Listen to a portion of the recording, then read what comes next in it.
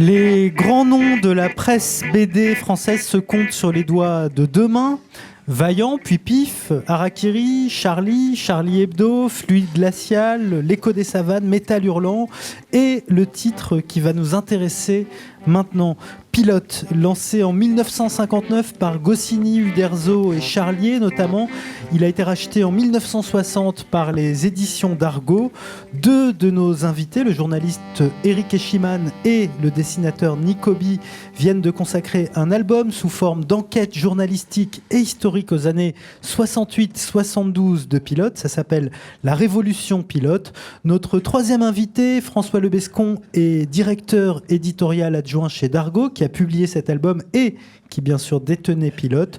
Jean Solé est lui-même un ancien de Pilote. Je suis avec El Hadi Yazi et Franck Bourgeron de la revue Dessinée pour les interroger. Le dessin d'ouverture est signé Pochep. La chronique dessinée sera par Nicobi ou Pochep reste là, je ne sais pas. Nicobi, vous me direz. Avec Nicobi, qui aura aussi un micro pour parler. Ouais, c'est ça. Oui. Merci, Ziad. Oui, on va parler du journal Pilote et à travers ce livre qui s'appelle La Révolution Pilote. Je ne sais pas si on peut l'avoir à l'écran ici, là, avec notre ami cadreur, parfait. Alors c'est un titre astucieux parce que c'est un titre à double entrée. D'abord, la révolution que Pilote a engendrée dans le petit monde de la bande dessinée dans les années 60. Il faut savoir que Pilote a démarré en 59, Ziad l'a dit, et il se présentait comme le Paris Match de la jeunesse. Et on est arrivé dans les années 70 à un journal très contestataire. Alors cette génération émergente, avec les Gottlieb, les Fred, les Druyet, les Bretéché, Mandrika, Jean Solé, évidemment, et tant d'autres ont participé à cette révolution. Et puis Cabu aussi a évidemment participé à ce journal. Oui, alors il y en a on pourrait en citer des quantités industrielles. Et puis l'autre côté astucieux du titre, c'est que il y a eu une révolution au sein du journal Pilote. Évidemment, cette génération émergente ne s'est pas laissée faire. Elle a épousé les thèses de l'époque et elle s'est rebellé contre le grand directeur du journal Pilote de l'époque, qui était qu'on ne présente pas, qui était René Goscinny. Évidemment, ça a chauffé. Alors, ça a chauffé notamment à un moment précis, dans les années 68, en 68, je crois, en mai 68, lors d'une réunion qui était une forme de procès stalinien. La révolution dévore ses enfants, on le sait bien, et ça a été un peu difficile à ce moment-là. On va en parler avec Eric Eschimann, qui est l'auteur de ce livre, avec Nicobi qui va être à la table à dessin dès lors que Pochep aura fini son dessin. On va en parler avec notre ami Lebescon, François Lebescon, qui est éditeur chez Dargaud, l'éditeur d'origine de Pilote, avec Jean Solé, évidemment. Alors Jean Solé, toi, tu peux inscrire sur ton CV que tu as été embauché par René Goscinny. C'est pas rien quand même. J'ai pas vécu ça marche, ça ouais. J'ai pas vécu la révolution de 68. Je suis arrivé en 70. Ouais. Voilà, on va il restait des séquelles de cette période-là douloureuse. On va en parler. Alors, la première question sera pour Eric, évidemment, on se tutoie. Hein, tu es journaliste au Nouvel Observateur. La première question que je voulais poser, c'était de nous retracer un tout petit peu le contexte de l'époque. En quoi Pilote était un journal important à cette époque-là ? Alors, ce qui se passe, c'est que dans les années 50 et 60, la BD, les publications pour la jeunesse, c'est une véritable industrie qu'il faut alimenter toutes les semaines. Et la bande dessinée tourne autour des personnages. L'auteur n'apparaît pas de façon principale. Et ce sont comme son nom l'indique, des publications de la destination de la jeunesse. Et au courant des années 60, grâce à la personnalité de Goscinny, grâce à Astérix, il y a une montée en gamme qui se fait. Et un nouveau public commence à se rendre compte que la bande dessinée, c'est pas que des histoires, c'était déjà des histoires formidables, mais que dans ces histoires, il se passe des choses, il y a un travail artistique. Et Goscinny pilote cette ouverture progressivement pilote à pilote. Il le pilote avec pas mal de subtilité. Il fait rentrer des dessinateurs auxquels il donne de plus en plus de marge de manœuvre, de liberté. Gottlieb, Mandrika, Bretéché, d'autres qui viendront après. Et il donne... il commence à ouvrir un horizon. Et puis on est en 68, et il y a un horizon que Goscinny n'a pas envie d'ouvrir, c'est celui du partage du pouvoir. Goscinny est un patron qui fait formidablement bien son travail, mais un patron. Et en 68, à la suite de circonstances... alors je vois que Jean Solé va nuancer. C'est terrible de parler sous le contrôle de Jean Solé parce qu'il a connu ça 1000 fois mieux que moi. Donc nous on a juste reconstitué avec des témoignages. Mais il me semble que donc à la suite de circonstances un peu compliquées qu'on va pas détailler là parce qu'elles sont racontées. Puis il y a côté anecdotiques qui sont amusants mais qui sont pas clés. Il y a une réunion où les dessinateurs, autour d'un syndicat dessinateurs, il y en avait un à l'époque, convoquent normalement tous les directeurs de journaux. En fait, il n'y a que Goscinny qui vient parce que c'est un véritable homme de discussion. On est au moment des grèves, donc il arrive à pied, il a traversé Paris, et il y a des dessinateurs très remontés, d'ailleurs pas tous de pilotes, ce qu'on nous a raconté, et qui ont envie de tuer le père. Hein. On est aussi dans les années Wilhelm Reich, Freud, voilà, et on veut à la fois dégommer le patron et tuer le père. Hein. Il y a les Marx et Freud qui se joignent là. Et il y a visiblement beaucoup d'agressivité. Alors Jean Giraud l'a dit hein, dans des livres. On m'a même raconté récemment qu'il y avait une conférence, je crois, à Angoulême, où il est revenu sur cette histoire et il a explosé en pleurs. M'a-t-on raconté, c'est paraît-il, il y a quelques années. J'ai su ça après le livre. Mais de toute façon, lui-même l'avait beaucoup dit. Moi, je l'avais eu au téléphone, parce que j'avais fait une première fois cette enquête quand j'étais à Libération. Et il m'avait dit, mais vraiment, on a déconné, on a merdé, j'étais con, j'ai fait une énorme connerie, etc. Voilà. Alors, qui étaient les autres qui ont pu être très véhéments? On n'a pas réussi à reconstituer, mais c'était pas non plus le but de nommer. Mandrika, lui, était là et dit, mais moi j'étais vert de voir ce qu'on était en train de lui faire payer, c'était absurde. J'avais d'ailleurs essayé de le faire prévenir de pas venir. Fred, qui ronchonne toujours et puis qui avait quitté Harakiri parce qu'il trouvait que c'était trop politique. Il voulait pas du tout envie de faire la politique, donc il disait mais c'était des cons, ils auraient jamais dû faire ça. C'est assez saillant dans votre bouquin. On sent bien que chacun reproche à l'autre ce procès stalinien. Il y a quand même ce truc où tout le monde dit ah oui, bon, enfin c'est l'autre quoi. Oui, et c'est vrai que c'est Giraud qui l'assume le plus. Bon, il y a d'autres dessinateurs qui étaient là qu'on n'a pas interviewés. Hein. Mais c'est vrai qu'en plus, chacun avait son histoire personnelle, comme toujours quand on reprend un moment collectif. C'est pour ça que l'idée de départ, c'était ces 6 versions, parce que on voit que c'est un kaléidoscope. C'est pas du tout la même histoire, pas la même ambiance, et pourtant, ça s'est passé au même moment. C'est vraiment les faits historiques. Vous savez, les 6 témoins qui n'ont pas vu la même voiture ou le même accident. D'ailleurs, j'ai une question, en fait.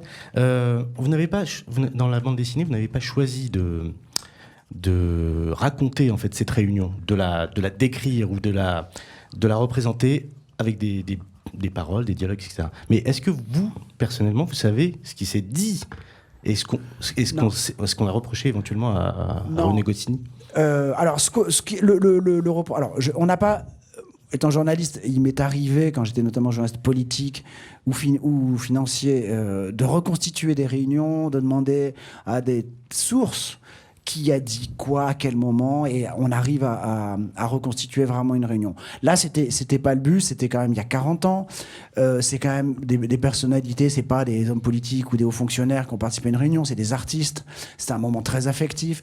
Donc, je pense que chaque fois qu'on s'est approché de ça, on sentait qu'il fallait pas aller beaucoup plus loin et que de toute façon, les souvenirs étaient pas assez précis. Et de toute façon, ce qui nous intéressait, c'était plus la violence, les effets que ça avait produit, les affects que ça avait dégagé, plus que les faits eux-mêmes. Et les conséquences, parce que... Voilà, parce que l'espace que ça avait ouvert. Voilà, il y a eu à la suite de ce procès... Parce que bizarrement, en fait, factuellement, il demandait qu'il y ait un directeur artistique à Pilote. Alors comme nous dit Bretéché à la fin... Putain, un directeur artistique pauvre né. Mais bon, et en même temps, Elle avait réagi comme ça. Mais en même temps, Goscinny, il rentre, il dit c'est tous des cons, je démissionne. Dargaud lui dit non, ça c'est des faits bien connus. Et il reste, et finalement, il applique quand même un peu le programme qu'on lui a demandé, qui était d'ailleurs le programme qu'il était en train de mettre en œuvre. Progressivement, il l'accélère probablement et s'ouvre. À la fois parce que donc Goscinny ouvre les vannes, et puis probablement parce que du coup ça a dû faire un déclic psychologique chez les auteurs, s'ouvre 4 années, puis il va y en avoir d'autres après, mais enfin, comme ensuite il va y avoir des départs, il y a vraiment 4 années magiques où tout le monde est là. Les anciens qui font cette révolution à la Gottlieb et autres, les nouveaux qui arrivent, comme Jean Solé, qui a imprimé une innovation graphique très très forte, qui va être la marque de fabrique de pilotes dans ces années-là, Druillet qui arrive en 69. Il y a les pages d'actualité, donc on fait rentrer l'actualité, la politique. Il y a l'équipe qui arrive dès août, c'est-à-dire deux mois après. Voilà. Il y a l'équipe d'Harakiri qui était là depuis, si mes souvenirs sont bons, Réserve, GB, Cabu et Volaski qui étaient là depuis 60. Ils faisaient le Grand Dudu. Je crois qu'ils arrivent en 60. Il faut parler près du micro. Je crois qu'ils y sont à partir de 67. Et alors ça va mal se finir parce que il va y avoir une bagarre. Cavana qui relance Harakiri, il va dire mes pilotes, c'est un journal pour dames de paroisse, petits bourgeois, le journal auquel la tante de province abonne son neveu, enfin il va être très désagréable. Alors ça c'est vraiment une chose que je voudrais dire. Et c'est fou de constater comme à l'époque la BD est un véritable enjeu politique. Moi je tiens beaucoup à ça. Et il y a notamment une page entière, faut l'imaginer, dans Le Monde, le quotidien d'histoire qui, en plus à l'époque est vraiment, alors il y a pas de dessin, il y a très peu de dessins, il y a pas de photos, c'est vraiment le monde historique. Hein, c'est bien tassé chaque page. C'est le chef du service politique qui fait une page entière pour dire pilote Jean-Noël Bergeroux. Une page entière pour dire pilote sert trop la soupe à Pompidou. Charlie, je ne sais plus si on est à l'époque Charlie ou Harakiri, mais ça c'est vraiment du dessin contestataire. Le graphisme, il doit être contestataire. Et pilote, c'est de la récupération commerciale. Voilà. C'est comme si Jean-Michel Apathy faisait un édito sur RTL en disant la BD française aujourd'hui, tel dessinateur, voilà, c'est pas telle série est pas assez politique, il faut être plus contestataire. Voilà. C'est un lieu qui intéresse pas seulement le monde de la BD. Ça dit bien le poids à l'époque de ce... Alors, des conséquences, il y en a eu, puisque à la suite de cet esclandre, il y a eu l'écho des savanes, ensuite... Alors, deux temps. Donc, pendant 4 ans, l'âge d'or, où il y a les anciens qui sont libérés psychologiquement, sûrement, graphiquement, Gottlieb. On voit bien dans l'évolution de la rubrique à braque entre le tome 1 et le tome 5, tout le monde, tous les gens qui ont lu la rubrique à braque voient la libération. Voilà, il se perd, mais vrai. Toute la société qui bouge en alors, même temps. bien sûr, ça bouge avec tout ça. Et puis, il y a ceux qui arrivent. Et puis à partir de 72, il y en a qui veulent continuer le mouvement et il va y avoir les départs. C'est pour ça qu'on a pris cette période 68-72 qui est la période l'âge d'or. À partir de 72, il y a la création de l'écho des savanes par Bretéché, Mandrika et Gottlieb, puis Métal Hurlant, et puis après ça va se débander et ça on va glacial, on va passer à un mensuel et puis là on rentre dans une autre histoire qui s'arrête. François Pilote s'arrête en 1989. Voilà. Ouais. Alors Jean, toi tu es un Jean, acteur de cette histoire. Donc est-ce que tu confirmes l'histoire de Eric Eschiman? C'est horrible on va bien voir à l'épreuve. Non, je dément rien du tout. Je confirme, en même temps j'ai des nuances. Les nuances, c'est d'abord que le terme patron pour Goscinny me choque. C'était un rédacteur en chef, un vrai. Mais il avait ses limites. Il y a des choses qu'il n'acceptait pas.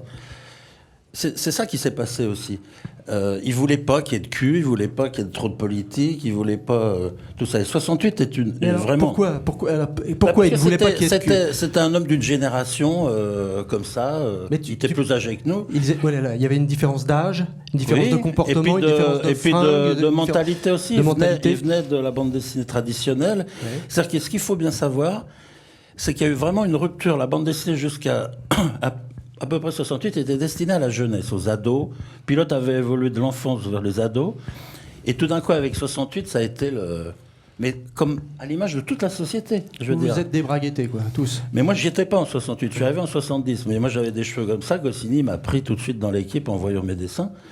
Donc, il était capable de prendre des gens dont le travail ne l'intéressait pas forcément, qui n'étaient pas dans ses critères à lui, comme Druyet, comme le sergent La Terreur, comme des trucs comme ça qu'il n'aimait pas du tout.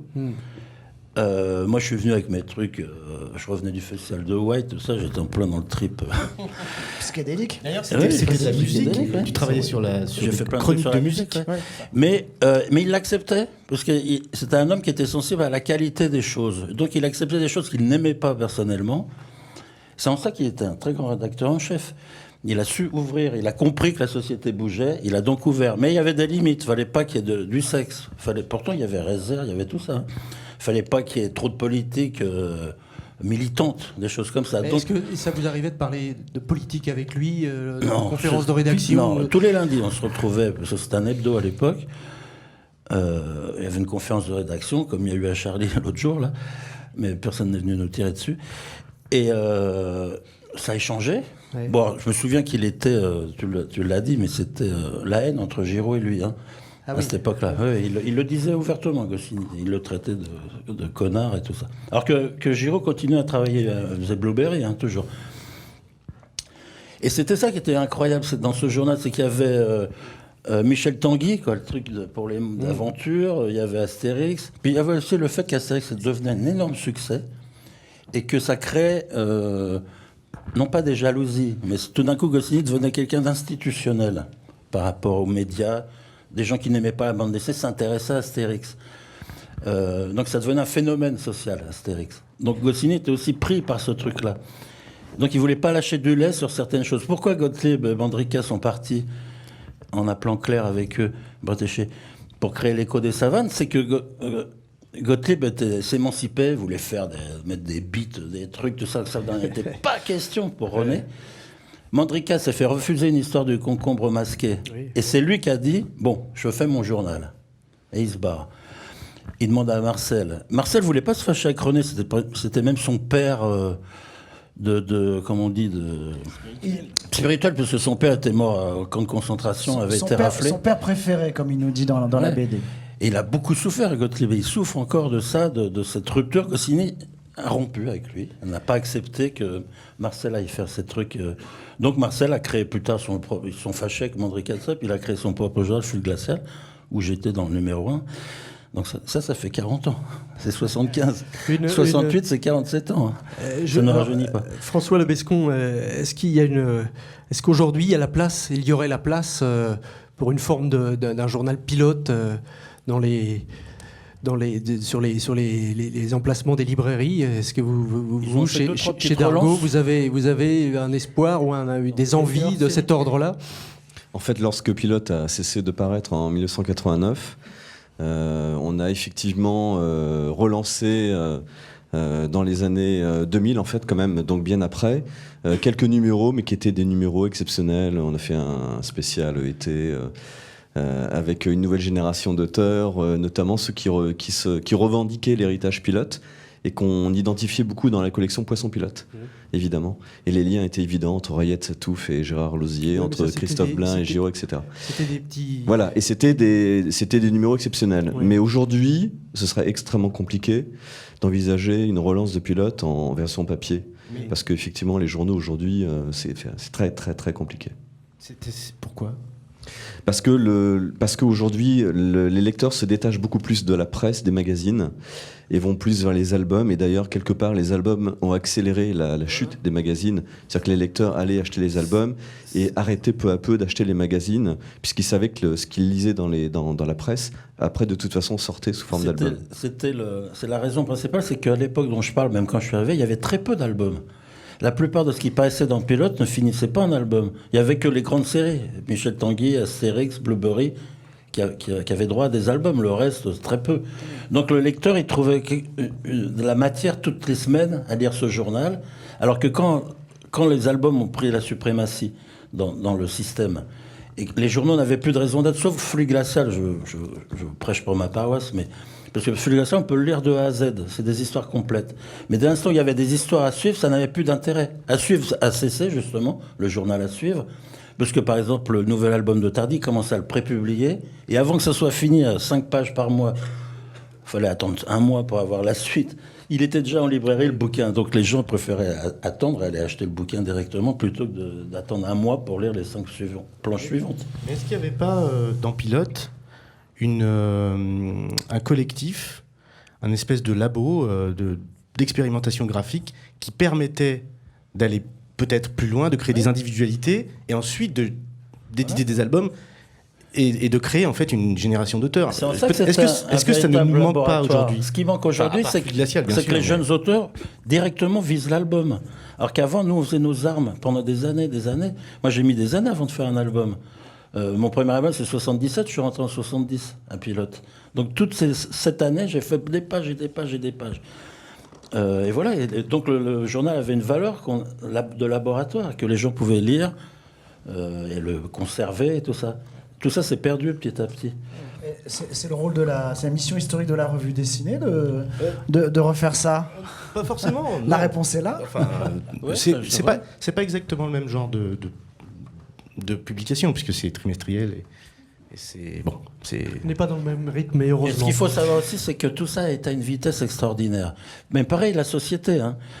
Début des années 60, c'était Luis Mariano, et à la fin des années 60, c'était Woodstock, quoi. Donc ça a été à une vitesse folle, les années 60. Vous avez vécu des bons moments quand même, j'imagine. Mais donc ce qu'il faut dire, c'est que donc, graphiquement, ça allait, tout allait très vite. Toute la société bougeait comme ça, contre-culture.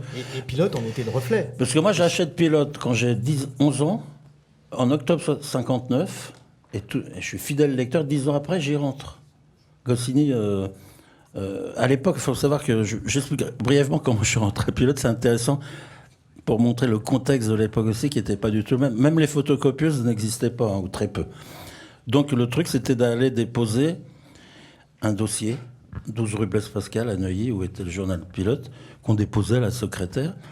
Et j'ai osé faire ça parce que le gamin qui est là, Julien, était en train de pousser dans le ventre de sa mère. Donc je me suis dit, bon, allez, il faut que je bosse maintenant. J'étais encore chez mon père. Et donc j'ai été déposer ça en tremblant, donc des originaux. Et j'ai su après que c'est Jean-Michel Charlier, c'est important de parler de lui, qui était rédacteur en chef adjoint, qui regardait ces dossiers déposés à la rédaction, puis quand il trouvait un truc intéressant, il le passait à René. Et un jour, on m'appelle, je suis chez mon père. Bonjour, est-ce que je peux parler à Monsieur Solé? Je dis, il n'est pas là, il est au travail. Mon père était comptable et ma mère femme de ménage. Et il dit, Jean Solé. Je dis, ah oui, si, ça c'est moi. Bon, ici René Goscinny, j'ai vu votre dossier, vous faites partie de l'équipe si vous le désirez. Je suis liquéfié. J'ai fait oui. Il me dit, bon, très bien, rendez-vous lundi, 12 rue Blaise Pascal. Et je suis arrivé, je suis tombé sur qui? Tout ce qu'il y a dans ton bouquin. Plus Réserve, plus GB, plus Mézières, plus tous ces gens qui sont devenus très vite des amis. Et j'ai fait ma première page sous la houlette de Goscinny. On avait une réunion, c'était pour les pages actualités, avec Patrice Lecomte, qui bossait, le cinéaste, qui bossait à Pilote, qui faisait des BD, très drôles d'ailleurs. Et Goscinny nous a mariés pour 2 pages. Sur le cinéma suédois, je me souviens. Merci. Et voilà.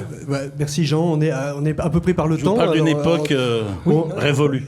Magnifique. On a pile nos 20 minutes de retard, donc on peut conclure. Je ne sais pas si on l'a bien... Moi, je l'ai lu, cet album, et c'est vraiment une histoire. Ça peut paraître comme ça quand on le voit. On peut avoir l'impression que c'est un livre docte sur Pilote. Non, c'est vraiment une histoire. On rencontre des personnages. Ce sont des portraits de dessinateurs, et c'est assez touchant. Et en plus, ce qui est sympa, c'est qu'on confronte les différentes versions. Et il y a notamment le personnage de Mandrika qui est assez incroyable, qui vous fait des leçons de psychologie. Et il y a aussi votre chouchou, je pense, le personnage de Claire Bretéché qui vous accueille à la fin et qui met un petit peu tout le monde d'accord. Et je voulais le dire parce que c'est vraiment une histoire et ça se lit avec beaucoup de plaisir et c'est un bel hommage à Pilote. Merci. Et c'est surtout une performance graphique parce que c'est pas si simple à illustrer. C'est une vraie enquête. Oui. Voilà, ça se lit et c'est vraiment un plaisir à lire. Je voulais le dire, je le dis pas toujours, quoi, mais c'est vraiment sympa. Est-ce que je peux poser une dernière question à Nicobi, qui est le dessinateur de cet album, et qui en plus est en train de faire plein de dessins merveilleux, je pense. Qui fait semblant de pas entendre. Nous, on les voit pas, les dessins. Vous les voyez Nico, est-ce que ça t'a intimidé de dessiner Mézières, Druyet, Fred, Gottlieb, Giraud, etc., etc. Est-ce que ça t'a posé des difficultés ou très peu? Non, pas tellement. Bah, je me suis un peu rencardé. Normalement, je suis équipé. Je me suis un peu rencardé. Il y a le miracle d'Internet là, qui fait qu'on a des photos de absolument le monde entier assez facilement. Et puis, je ne cherchais pas une ressemblance forcément archi fidèle au protagoniste. J'avais envie de... Je ne sais pas trop comment l'expliquer, mais j'avais envie de retrouver ce qui fait que moi, je les reconnais. Alors, c'est hyper subjectif et je ne suis même pas sûr qu'entre dessinateurs, ce soit une notion qui soit transmissible. Mais quand j'y suis, j'ai l'impression que ça leur ressemble, même si physiquement, ça leur ressemble pas tellement. C'est d'ailleurs pour ça que vous allez tout de suite démasquer l'immense supercherie, mais Eric Eschiman ne ressemble pas tellement à celui que je dessine, tout comme je me plais à croire que... Toi, t'es assez ressemblant. Est-ce qu'il tombe réellement dans l'eau? C'est vrai ça? Non, on a construit des... Il fallait qu'il se passe quelque chose dans chaque entretien, de même que la chaise de Druyet ne décolle pas et le rhinocéros ne se met pas à souffler. Ok. Merci, on enchaîne sur la séquence suivante. Merci beaucoup. Merci aux dessinateurs.